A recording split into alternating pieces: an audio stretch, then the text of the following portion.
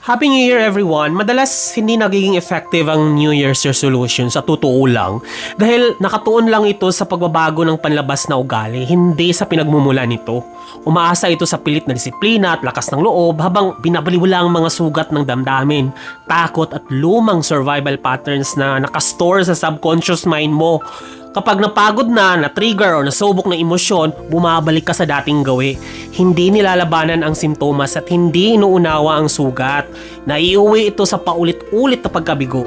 Samantalang yung natutunan ko recently sa 2025 ang shadow work, ito ay isang spiritual na approach at mas makapangyarihan dahil hinaharap nito ang mismong pinagmula ng sakit at paulit-ulit na cycle. Ini-invite nito ang iyong consciousness or kamalayan, habag sa sarili at malalim na pag-unawa, hindi para husgahan ang sarili mo, kundi para pakinggan kung anong bahagi ng pagkatao mo ang humihingi ng atensyon at healing or paghilom. Kapag naunawaan ng sarili, kusang nagbabago ang mga dating gawi. Promise. Hindi na kailangan ng pilit, dahil ang liwanag ng consciousness o kamalayan ang natural na nagtatanggal ng anino. Dito nagsisimula ang tunay na pangmatagalang spiritual na pagbabago, hindi yung parating pinapromise using New Year's resolution every year na lang.